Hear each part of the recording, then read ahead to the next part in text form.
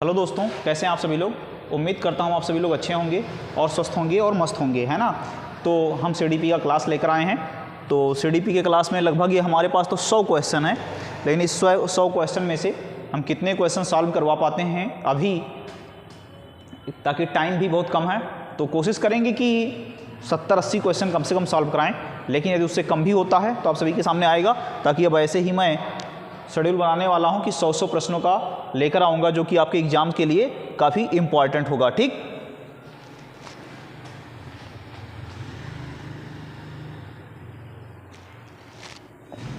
चलिए बिना देरी के हुए हम अपने प्रश्नों पे प्रहार करते हैं। प्रश्न नंबर हमारा फर्स्ट है, ये क्या है कि डिस्ग्राफिया किसे कहते हैं। दरअसल अगर हम बात कर लें डिस्ग्राफिया किसे कहते हैं, देखो इसमें नंबर 1 टॉपिक, 2 टॉपिक दिए हैं, डिस और ग्राफिया। ग्राफिया से मतलब होता है ग्राफ। क्या होता है?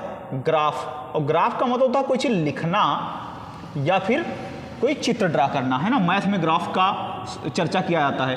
तो ग्राफिया से मतलब है ग्राफ बनाना, यानी कि लिखने संबंधित कोई विकार। और डिस का मतलब होता है त्रुटि होना या विकार होना, कमियां होना। तो हमारे पहले प्रश्न में है कि एक भाषण विकार जिसकी विशेषता हकलाना, उच्चारण में त्रुटि करना।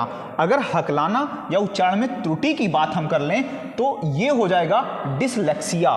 क्या हो जाएगा? डिसलेक्सिया। तो ये हमारा ग्राफ से मतलब नहीं रखेगा।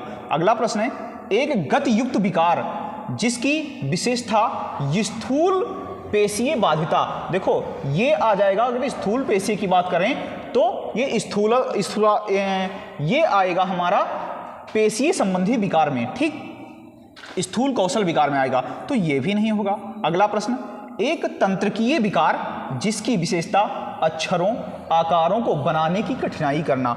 अगर अक्षर और आकार की कठिनाई करना तो यही हमारा प्रश्न सही चले जाएगा, क्योंकि ग्राफ में अक्षर को बनाया जाता है और आकार को प्रदर्शित किया जाता है। तो यही प्रश्न हमारा सही जाएगा।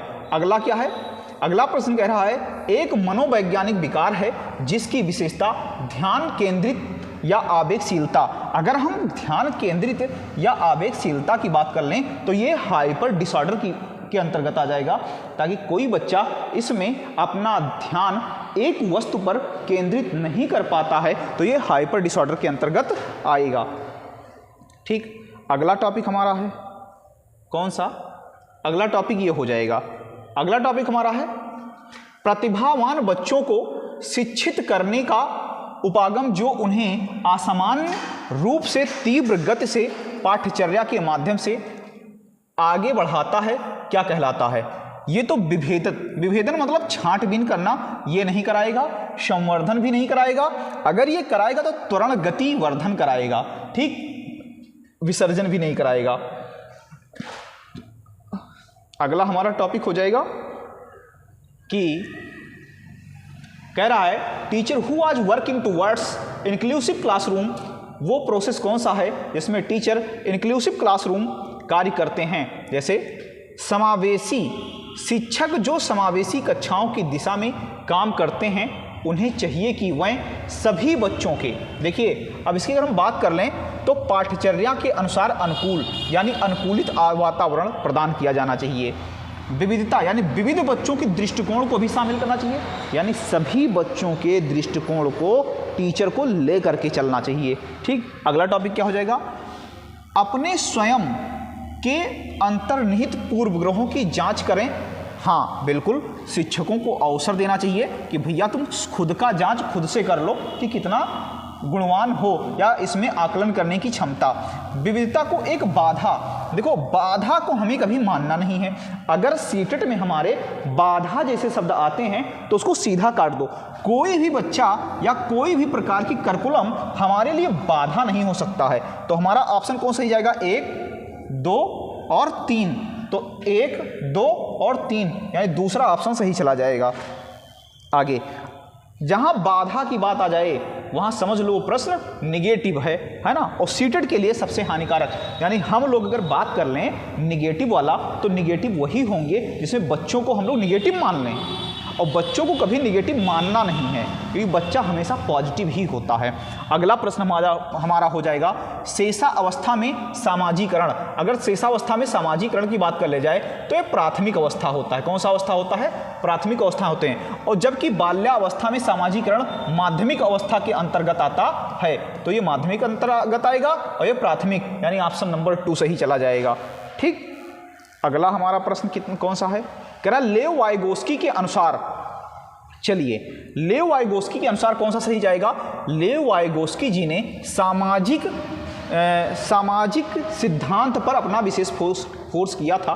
तो ये हमारा प्रश्न क्या कह रहा है? कह रहा है सामाजिक कारक भाषा विकास को प्रभावित करता है। सामाजिक कारक भाषा विकास को प्रभावित नहीं करता है, परंतु संज्ञानात्मक विकास को नहीं। अच्छा हाँ, सामाजिक जो विकास है ये भाषा विकास को तो प्रभावित करता है। अब यहाँ कह रहा है लेकिन संज्ञानात्मक विकास को नहीं, इसको भी प्रभावित करता है। यहाँ पे लिखा है नहीं, तो ये गलत हो जाएगा। ठीक, अगला प्रश्न है संज्ञानात्मक विकास भाषा विकास को सुगम बनाता है। बिल्कुल गलत। ये भाषा विकास जो है ये संज्ञानात्मक विकास को सुगम बनाता है। अगर ये टॉपिक यहाँ होता और ये यहाँ पहुँच जाता तो शायद सही होता।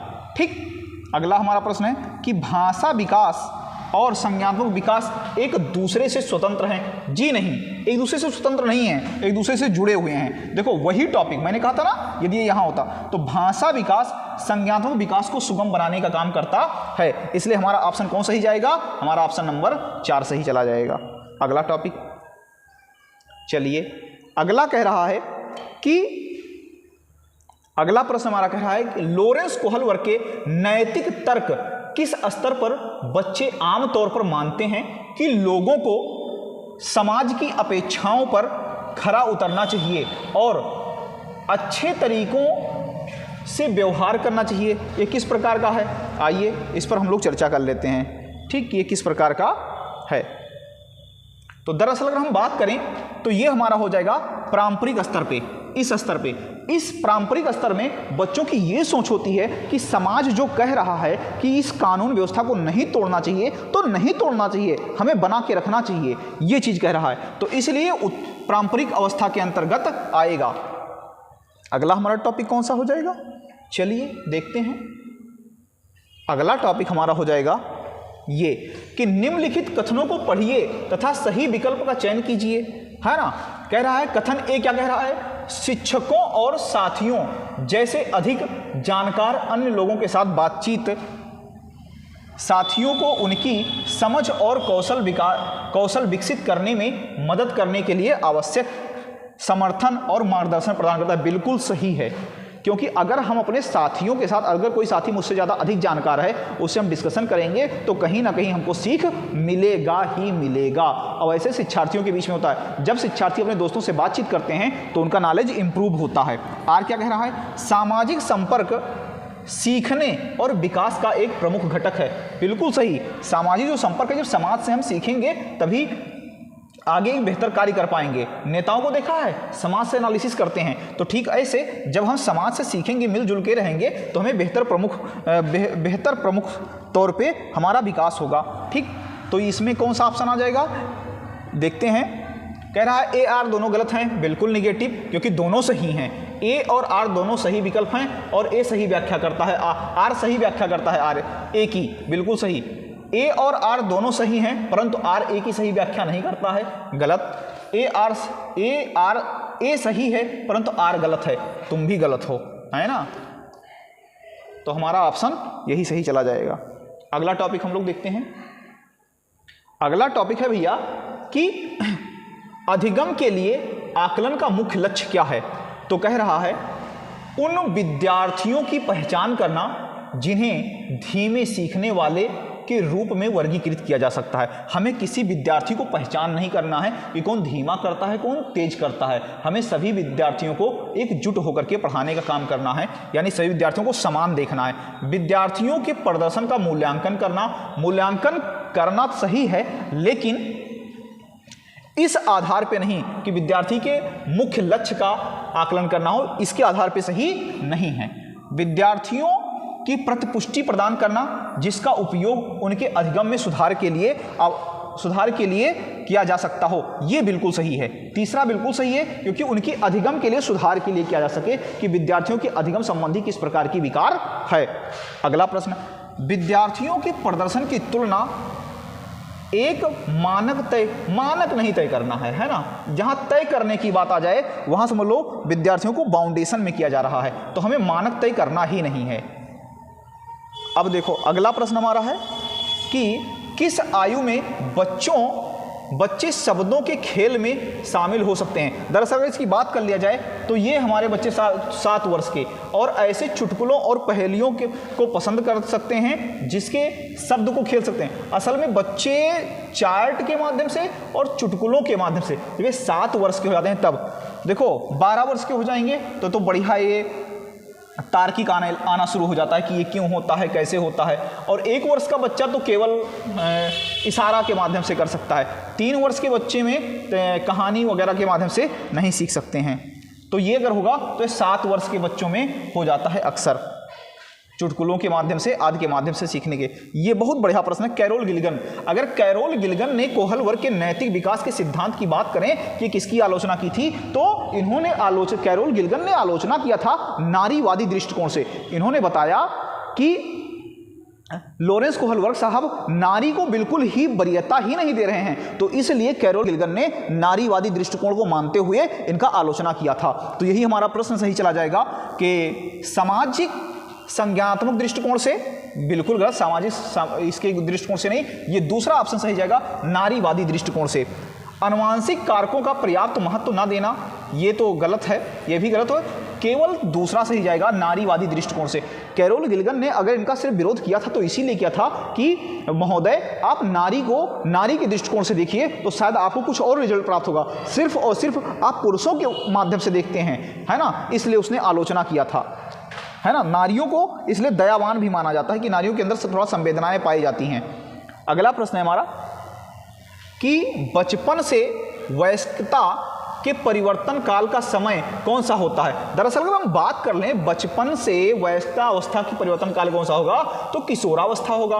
किशोरावस्था क्यों होगा? क्योंकि किशोरावस्था में बहुत सारे परिवर्तन देखने को मिलते हैं। आवाज़ का भारी होना, दाढ़ी का आ जाना, अनचाहे शरीर के अंगों पर बाल उगाना, है ना, इन चीज़ों का किशोरावस्था में परिवर्तन देखने को मिलता है। जबकि प्रारंभिक बाल्यावस्था, माध्यमिक बाल्यावस्था और पूर्व संक्रात्मक अवस्था में देखने को सब चीज़ें नहीं मिलते हैं, है ना। तो हमारे टॉपिक क्या है, अगला हम लोग देखते हैं कि निम्न में से किसके लिए स्थूल गमक कौशल उपयोग की आवश्यकता होती है।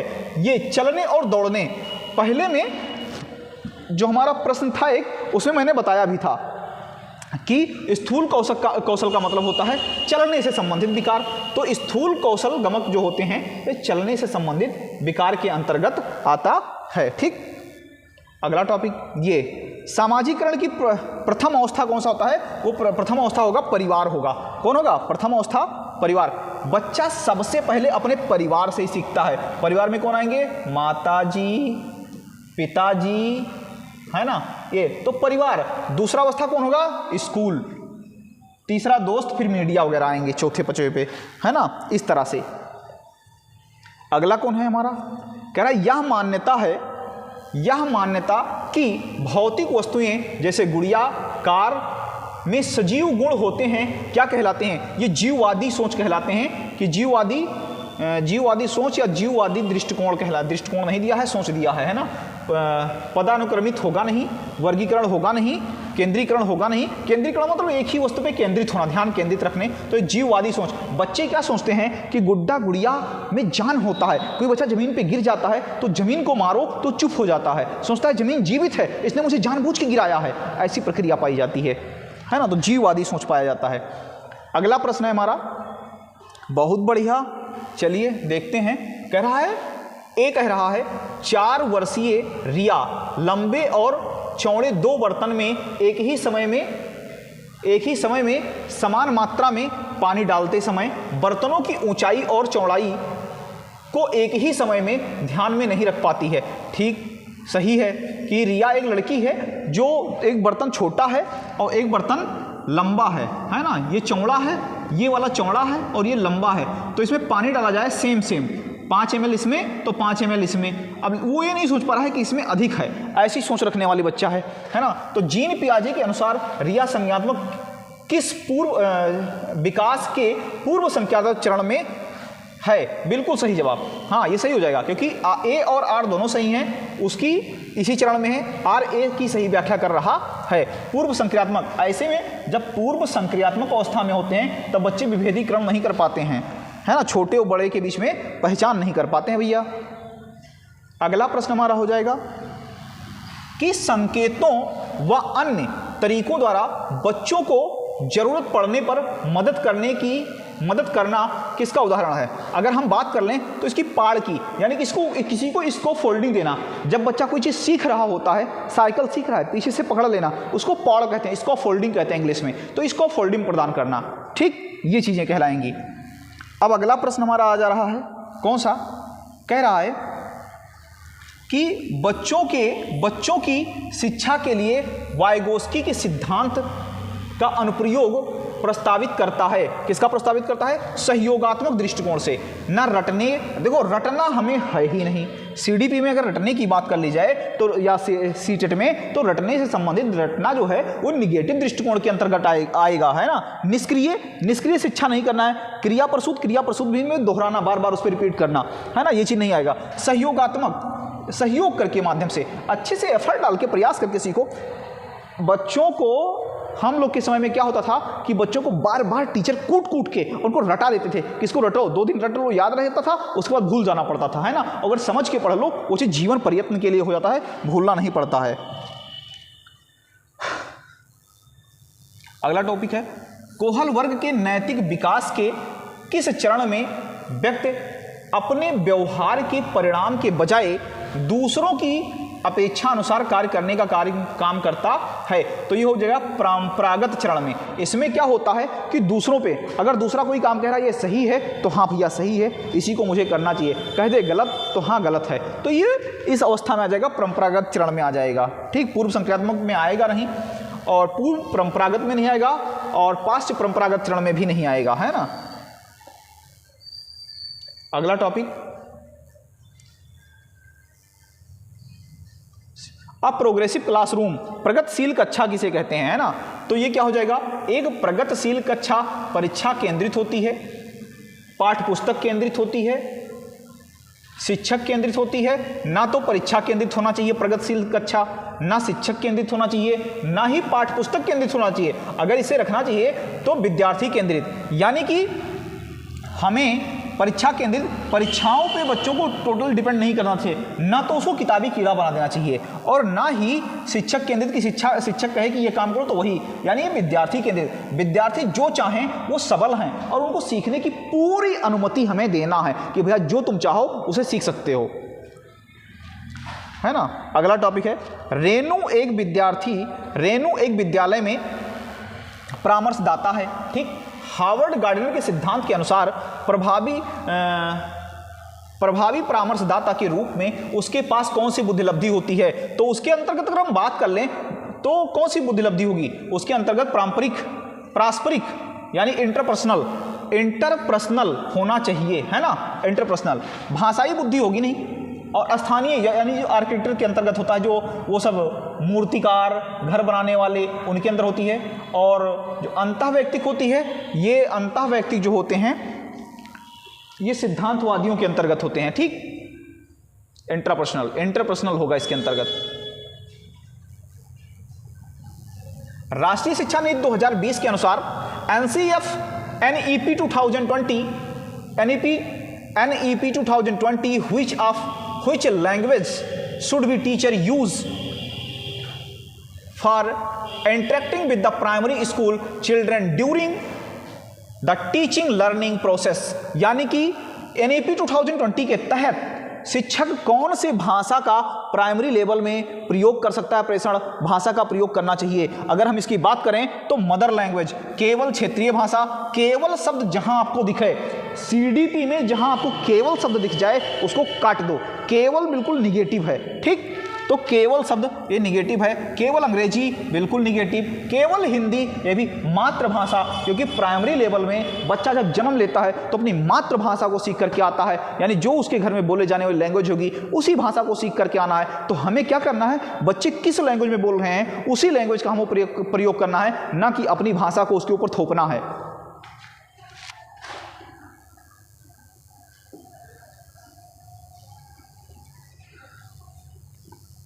पाँच साल की वैशाली ने अपनी माँ से कहा, माँ मुझे अमित की तरह फुटबॉल चाहिए। वैशाली को, अब देखो इसमें जेंडर स्टेरियोटाइप की बात किया जा रहा है। वैशाली को जवाब देते हुए उसकी माँ ने कहा, फुटबॉल तो केवल लड़के खेलते हैं, मैं तुम्हारे लिए एक छोटी सी प्यारी गुड़िया लाऊंगी। माँ का जवाब क्या दिखाता है, लिंग भेदभाव, जेंडर स्टीरियोटाइप, है ना, यानी कि लिंग रूढ़वादिता दिखाने का काम करता है ना, जेंडर भेदभाव की बात करता है। जेंडर भूमिका में लचीलापन बिल्कुल नहीं दिख रहा है, लिंग समानता भी नहीं दिख रहा है, लिंग प्रासंगिकता नहीं दिख रहा है, यानी निगेटिव, यहाँ पे जेंडर रूढ़वादिता निगेटिव है। अब देखो चाहे लड़का हो या लड़की हो, लड़की भी साइकिल चला सकती है। बहुत सारी लड़कियां, बहुत सारे घरों में कहेंगे कि लड़कियों को वो साइकिल दिया जाए जिसमें बीच में वो न लगा हो, पाइप जो लगा होता है, डंडा जिसे कहते हैं, और ऐसा कुछ नहीं है, लड़कियां भी वो साइकिल चला सकती हैं, लड़के भी चला सकते हैं। देखो लड़कियां भी क्रिकेट खेल रही हैं, लड़के भी।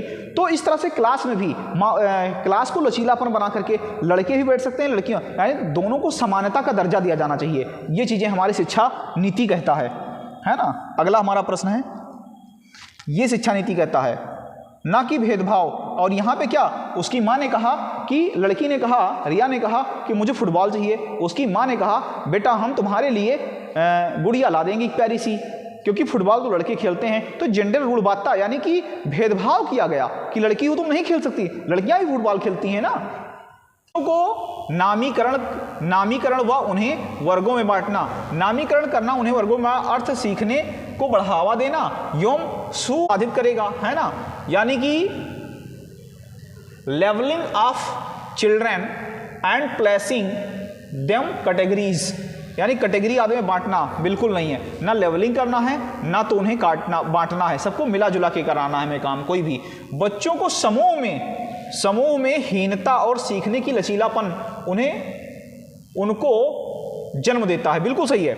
बच्चों को समूह में सीखना और सीखने को लचीलापन उनको जन्म देता है। अगर बच्चे समूह में सीखेंगे तो शायद बेहतर सीख पाएं, अलग अलग करके नहीं सीख पाएंगे। सभी बच्चों के अधिगम की जरूरतों को पूरा करने के लिए एक सकारात्मक रणनीति तैयार करना, सभी बच्चों की अधिगम की जरूरतों को पूरा करने के लिए समूह वाला ज़्यादा बेहतर है। बच्चों के आत्मसम्मान और प्रदर्शन पर कोई प्रभाव नहीं पड़ेगा, बिल्कुल पड़ेगा, बहुत ज़्यादा पड़ेगा, है ना। तो दूसरा ऑप्शन सही है। अगला है, सतत एवं समग्र मूल्यांकन क्या माने हैं, है ना, सतत और समग्र मूल्यांकन का क्या माने हैं। चलिए अगर हम इसमें बात कर लें, विद्यार्थी को एक दूसरे से तुलना नहीं करना है। बच्चों के व्यापक विकास से जुड़ी सभी स्कूल गतिविधियों के आकलन के सभी पहलुओं को शामिल करना, बिल्कुल सही है। बच्चे जो हैं उनके विकास की गतिविधियां जो हैं, जितने पहलू हैं सभी को शामिल करना। केवल शब्द सुनते काट दो, मैंने पहले बता दिया कि जहां केवल दिखे उसे तुरंत उठा के काट दो, केवल सबसे मतलब ही नहीं, पूरा पढ़ने की जरूरत नहीं है। कह रहा है कि साल के अंत में बच्चों को मूल्यांकन करना, उनकी अगली कक्षा में पदोन्नति निर्णय लेने के लिए मूल्यांकन, नहीं पदोन्नति के लिए नहीं जरूरी है ना। अगला टॉपिक है हमारा 25वां क्वेश्चन है, प्रभावी शिक्षक कक्षा में शिक्षण अधिगम की प्रक्रिया में अक्सर जांच करने वाले प्रश्नों का प्रयोग करते हैं। इससे शिक्षक को किस प्रकार का मूल्यांकन करने में मदद मिलता है। किस प्रकार का, योगात्मक नहीं होगा, मानकीकृत तो बिल्कुल नहीं करना है ना, योगात्मक योगों का नहीं। रचनात्मक मूल्यांकन करने के लिए करना है क्रिएटिव, है ना, यानी अगर हमें करना है तो कौन से, क्रिएटिव असेसमेंट या फॉर्मेटिव असेसमेंट, है ना। समेटिव असेसमेंट गलत हो जाएगा, स्टैंडर्डाइज्ड असेसमेंट भी गलत हो जाएगा, नॉर्म रिफरेंस्ड असेसमेंट भी गलत होगा, है ना। रचनात्मक क्रिएटिव असेसमेंट ज़्यादा बेहतर होगा। हमें क्रिएटिव कक्षाएं चलानी है, ना कि समेटिव असेसमेंट। अगला है अर्थपूर्ण अधिगम को सुसाध्य करने के लिए एक शिक्षक को क्या करना चाहिए, है ना। अर्थपूर्ण अधिगम, चलिए भैया, अर्थपूर्ण अधिगम छात्रों के बीच सहयोग को हतोत्साहित, देखिए जहां आपको हतोत्साहित दिखे वहां तुरंत काट दो निगेटिव, है ना। छात्रों के बीच प्रोत्साहित करना, छात्रों के बीच प्रतिस्पर्धी को प्रोत्साहित करना। अच्छा, जो बच्चा प्रतिभावान हो केवल उसी को प्रोत्साहित करो, ऐसा भी नहीं है, है ना। तो ये भी गलत हो जाएगा। अगला प्रश्न है क्या, विषय वस्तु को रटने पर बढ़ावा देना, यह भी गलत है, रटने पर बढ़ावा नहीं देना है। फिर क्या है, संप्रत्यों की समझ को महत्व देना, यह सही है। बच्चों की वैल्यूइंग अंडरस्टैंडिंग को कॉन्सेप्ट के अनुसार क्लियर करना और उसे समझना हमारा दायित्व बनता है ना कि अपनी बातों को उनके ऊपर बोझ डालना। बच्चों के विकास का क्रम कैसा होता है, अमूर्त से मूर्त की ओर, बिल्कुल गलत, है ना। अमूर्त से, अगर बच्चों के विकास की क्रम चलता है तो मूर्त से अमूर्त के, बच्चों को पहले चित्र दिखाओ फिर कल्पना कराओ, तो मूर्त से अमूर्त की ओर जाना चाहिए, ना कि अमूर्त से मूर्त की ओर, तो ये भी गलत हो जाएगा। ये है सामान्य से विशिष्ट की ओर, पहले अगर किसी बच्चे को हमें पढ़ाना है तो उन्हें सामान्य प्रश्न लेकर चलना है, फिर कठिन प्रश्न देना है उन्हें, है ना। ये क्या, पैरों से सिर की ओर, जी नहीं, सिर से पैर की ओर, हाथ से पैर की ओर, पैर नहीं, ये भी नहीं है, मध्य से तब विकास करेगा, है ना, ये भी नहीं है, सही होगा।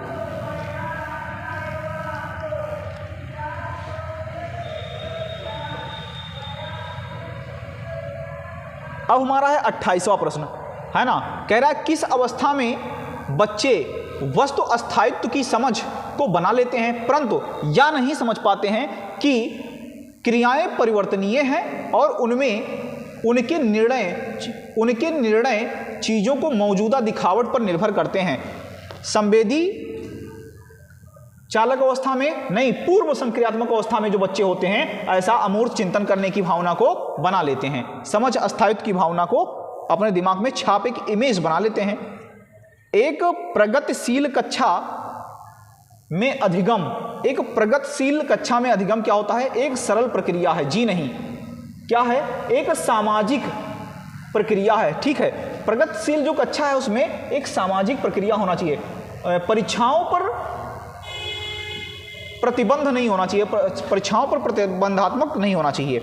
अब हमारा लास्ट प्रश्न 30 प्रश्न है और आखिरी प्रश्न है, चलिए इसके बारे में हम लोग देखते हैं और कल हम 31 से लेकर 60 तक लेकर आएंगे। राष्ट्रीय शिक्षा नीति 2020 के अनुसार मूल्यांकन का उद्देश्य क्या होना चाहिए। अगर हम लोग बात कर लें राष्ट्रीय शिक्षा नीति 2020 के तहत, तो मूल्यांकन का उद्देश्य जो होना चाहिए वो सभी बच्चों में रटने की क्षमता नहीं होनी चाहिए और याद करना मतलब मापना ये भी नहीं होना चाहिए। अगर बात करें बच्चों के सीखने की प्रक्रिया में मदद करना, ये सही है। पूरे देश में बच्चों की तुलना करके उन्हें मापदंड देना, ये भी नहीं सही है। अगर हम बात करें कौन सा सही है, तो हमारा सबसे बेहतर जो जाएगा वो यही जाएगा, तीसरा ऑप्शन, कि बच्चों को सीखने की प्रक्रियाओं में मदद करना, बच्चों की मदद करना, सहयोग करना सबसे इंपॉर्टेंट टॉपिक होगा, है ना। तो आप सभी लोग कमेंट करके जरूर बताइएगा कि हमारा ये 30 प्रश्न आप सभी को कैसा लगा। यदि अच्छा लगा होगा, थोड़ा मोटिवेट होंगे और हमें गाइड मिलेगा आपके लोगों के माध्यम से, तो हम इसी की तरह से 30 प्रश्न नहीं बल्कि 60 प्रश्न, 70 प्रश्न, 80 प्रश्न आप सभी के लिए यूट्यूब पर लाते रहूँगा। तो आप सभी लोग हमारे चैनल पे कमेंट करके जरूर बताइएगा कि आप सभी को कैसा लगा, और निगेटिव और पॉजिटिव के बीच में भी मैं अंतर आप सभी को बहुत अच्छे से एक वीडियो लेकर आने वाला हूँ जिसमें क्लियर करा दूंगा, ठीक।